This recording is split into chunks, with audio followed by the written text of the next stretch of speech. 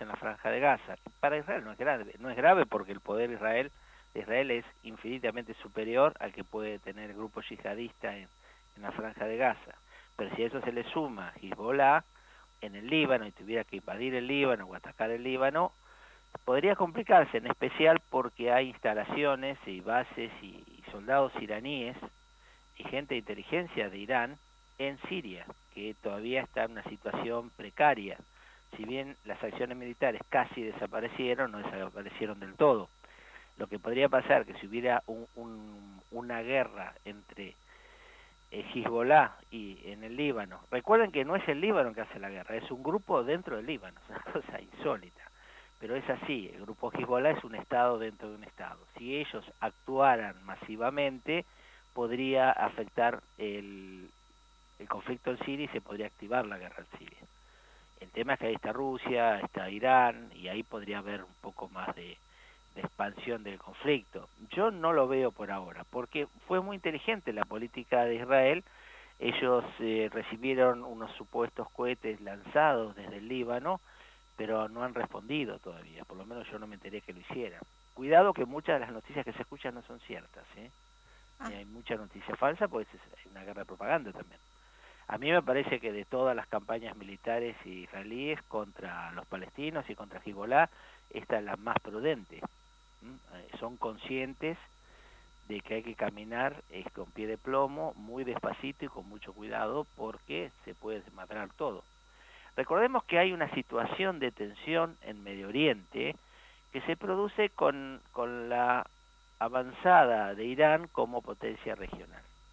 Irán sale de la guerra con Irak del año 88 con mucha más fuerza, lentamente va tomando fuerza y se está convirtiendo en un actor regional importante. Ellos primero penetran las sociedades árabes por la vía de ayudar a los grupos chiitas. Recordemos que el Islam tiene dos divisiones importantes, sunitas y chiitas.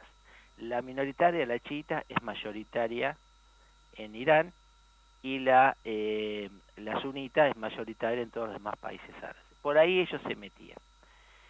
¿Y qué hacen?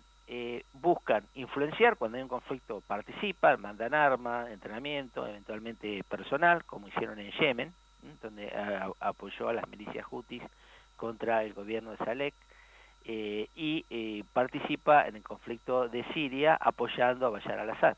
Bashar al-Assad es de una secta wahabita, que es aliada tradicional de los chiitas, y recibe el apoyo de Irán. No es solo por una cuestión religiosa, es una cuestión política. O sea, la religión, digamos que es como una cucarda que uno se pone, como un uniforme, decir, bueno, estos están con el mismo uniforme, yo estoy con ellos. Entonces, Siria participa en Siria recibe la ayuda de Irán en su conflicto interno, y lo mismo Yemen. Por otro lado, Arabia Saudita, que es el gran rival de Irán, participa en la guerra del Yemen enviando armas, bombardeando, mandando soldados. O sea, hay una especie de guerra fría entre Irán y Arabia Saudita. Por otro lado, la política de Trump buscaba hacer la paz entre Israel, Arabia Saudita y otros estados árabes para juntos unirse contra el enemigo común que es Irán. Antes de que viniera Trump al poder, había un cierto entendimiento entre Arabia Saudita e Israel de que ambos países podrían eventualmente ser aliados en un conflicto de gran escala contra Irán.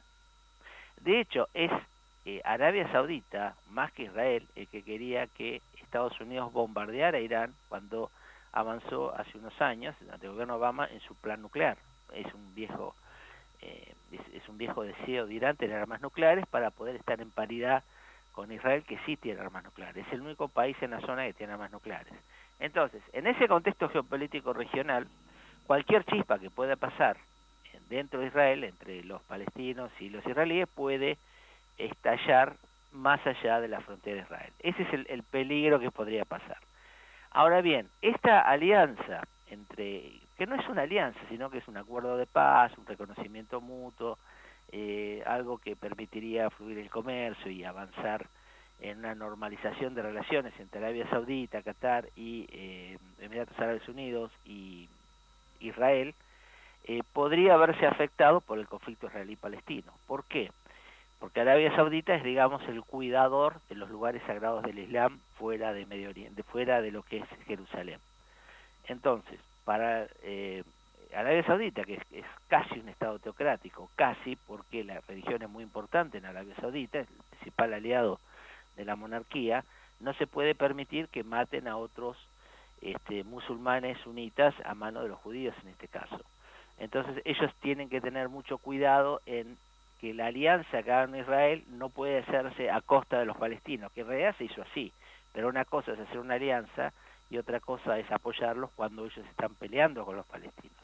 Por eso Israel también toma muchas precauciones en la forma que reprime los ataques de Hamas. Irán es al revés, a Irán lo que le interesa es que se exacerbe el conflicto israelí-palestino, porque eso puede hacer que para Arabia Saudita sea insostenible apoyar a Israel. Y eso es una forma de avanzar posiciones. O sea, es un aliado regional, no tiene mucha fuerza, corre peligro todo el tiempo, se ataca por Estados Unidos, sin embargo Irán es una fuerza regional que se está estabilizando en la región. Y eso es lo que está detrás del conflicto israelí-palestino.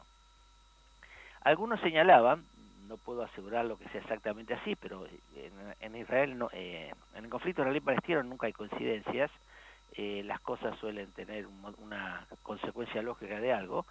Ha habido 2 atentados contra instalaciones nucleares de Irán, que se cree que lo hizo la inteligencia del gobierno de Israel, y el asesinato de unos principales ingenieros en el desarrollo de la energía nuclear pacífica, entre comillas, nuclear de Irán. Eso podría ser una de las razones por la que, ante la primera excusa, Hamas ataque a Israel.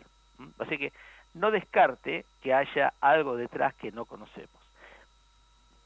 Qué interesante. El tema, porque no es tan simple y sencillo, contra no. aquel, y hace años que se están peleando y se están tirando bombas, entonces quedó así. No, es mucho más complicado, complejo. En la Guerra Fría era igual, cuando usted veía las tensiones entre Israel y los vecinos árabes, el problema era que los árabes eran apoyados por la Unión Soviética e Israel por Estados Unidos.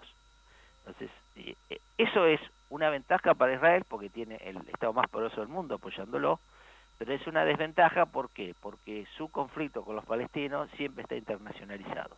Digamos que el destino de Israel es vivir internacionalizado, porque eso ya de entrada empezó desde que se creó el movimiento sionista internacional, y el movimiento quería que el emperador otomano le facilitara la creación de un Estado judío en Palestina, después pasó con la Liga Sociedad de Naciones, cuando accedió a hacer un Estado judío en Palestina, después pasó cuando Naciones Unidas interviene, recién creada en 1947, y crea el plan de partición, que nunca se hizo, y bueno, después con la independencia de Israel en 1948 y las guerras sucesivas, el problema siguió siendo internacional. Ahora, el nuevo actor de hace, póngale 2 décadas, es Irán, que tiene ambiciones regionales, no es que sea un amigo de los palestinos, pero los iraníes han mostrado una buena muñeca política porque ellos apoyan a un grupo sunita, cuando teóricamente están siempre apoyando solamente a los chiitas, y el grupo chiita de Líbano, Hezbollah, es apoyado plenamente por Irán, y también apoyan a Hamas, que no es chiita, lo que indica que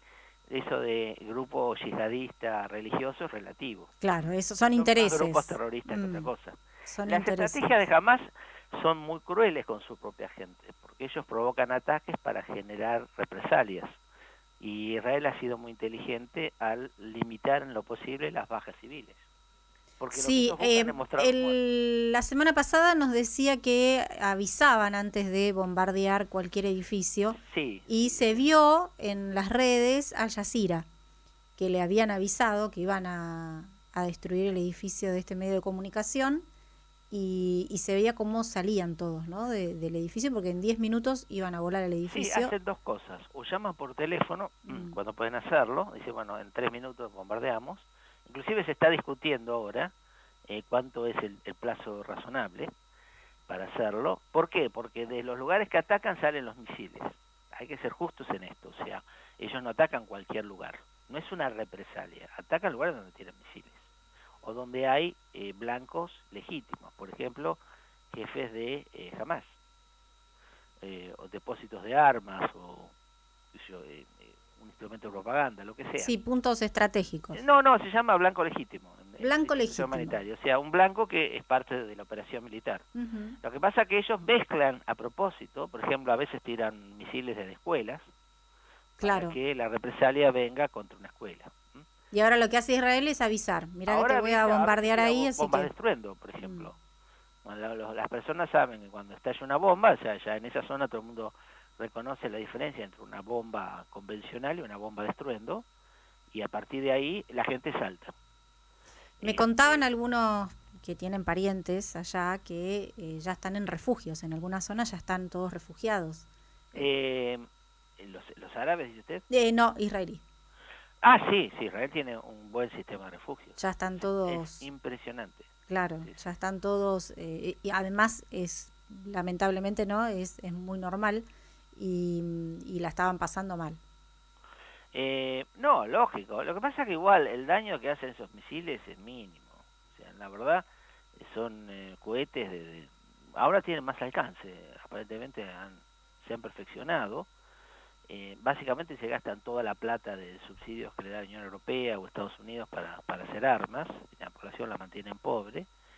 Y lo usan para esos misiles que tiene Israel de manera indiscriminada. Por eso es un crimen de guerra, porque viola el principio de distinción. Uno solo debe atacar al enemigo, no a los civiles. Pero ellos deliberadamente hacen eso, que es en parte es un manifiesto, en parte es una acción militar, en parte es una acción de propaganda. O sea, tienen un tipo de guerra que para nosotros los occidentales, ese tipo de maniobra militar no tiene sentido. O sea, nosotros estamos acostumbrados a algo más. En realidad Occidente está acostumbrado a ganar las guerras, entonces tiene una estrategia militar que va a eso.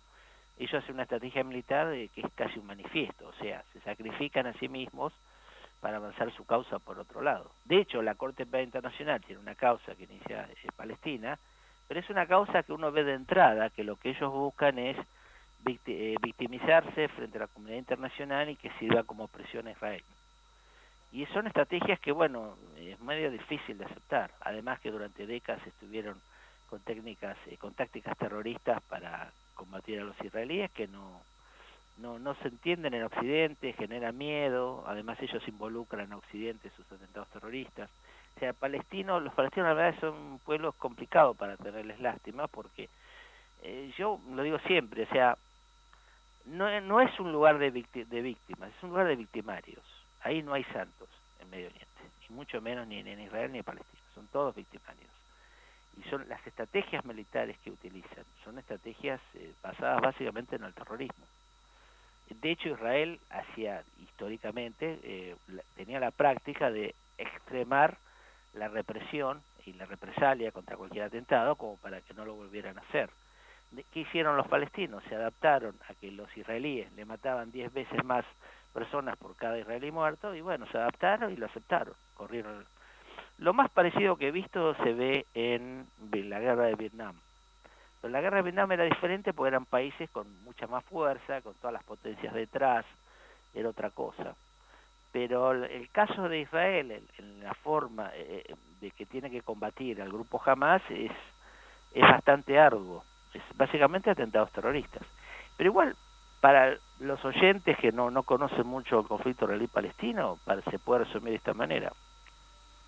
Israel compró tierra con sangre, que sigue pagando. Esa es la verdad. Ellos decidieron quedarse con todo el territorio que era el antiguo mandato británico sobre Palestina. Bueno, conquistaron, echaron a 750.000 personas entre 1948 y 1949, y bueno, y los palestinos nunca decidieron irse del todo, siempre quieren quedarse ahí, una parte vive ahí inclusive. Y bueno, el costo de ocupar esa tierra es ese, cada tanto tienen que ir a conflicto. Pero esa es una decisión que tomó el gobierno israelí. Sí. Esa es la verdad, o sea, todo lo que usted escucha en televisión de que no, porque nosotros luchamos contra el terrorismo, es mentira. Ellos lo que quieren es quedarse con toda la tierra. Los otros no se la quieren dar, aparte, como no tienen fuerza, se unen con gente nefasta, por ejemplo, gente de Irán, que no son nuestros amigos, porque nos han atacado el tema de la AMIA, no es, digamos, un país que podría considerarse un amigo de la Argentina, y esos son los aliados de ellos. porque no tienen otro que los ayude. En su momento tenían la Unión Soviética, pero cuando la OLP hace los acuerdos de Oslo, entre 1993, que después se aplica en 1995, digamos que le dejó las armas, reconoce el Estado de Israel, etcétera. Y ahí sigue el conflicto. O sea, esta historia es la misma historia que en 2014, la misma historia que en 2007, la misma historia que cuando estaba la OLP, de la primera intifada, la segunda intifada, la tercera intifada, es siempre la misma historia. O sea, no quieren ceder el territorio, tienen una parte que ya se reconocía como que iba a ser parte del futuro Estado palestino, es en la Cisjordania, y ahí la llenan de colonias de israelíes. Y bueno, entonces van desplazando a los árabes, la idea es que se cansen y se vayan todos. Pero el tema es que no se cansen. No se cansan. ¿A dónde van a ir si los países vecinos los han destruido? Siria fue destruida, el Líbano fue destruido por el propio Israel. O sea, no tiene muchos lugares a donde irse. Y además que la tierra era de ellos, esa es la verdad. Claro. Morazzuti, como siempre. No hay defensa en eso. Como siempre, muchísimas gracias, Morazzuti. No, al contrario, gracias por llamar. Y seguimos atentos a ver llamen cuando quieran. Cómo continúa este conflicto. No. Gracias, un abrazo. Adiós, que le vaya bien. El doctor Claudio Morazzuti y esto que está pasando en Medio Oriente, ¿no? Su análisis, hay un trabajo impecable que me pasó de esta historia del conflicto. Ajá. Impresionante. Muy bien. Voy por la mitad. Sí, me pasa eso. Mi mujer me pregunta, la verdad que me gustaría saber, no entiendo, ¿viste? Como después te lo paso. Como dice, explícame cuál es este lío. Después porque te lo paso. Ahora lo sintetizó, en el final lo sintetizó. Sí, pero digo que... Ocupar tierra mía, tierra tuya, es mi tierra. Y eso. Bueno, y a partir de ahí, los que tienen intereses, ¿no? No es solo ocupar tierra, también hay un conflicto político, religioso. Claro, exacto, ¿no? Pero la base es el lugar. El lugar, los aliados. Después se van sumando, ¿no? Después se va complejizando. Y a medida que pasan los años van cambiando los actores. Uno con más fuerza, otro con menos fuerza. Bueno, ahora Irán, ahí, ¿no? Aliado por conveniencia en esta ocasión, nos decía Morazzuti. Vamos a la música, ¿les parece?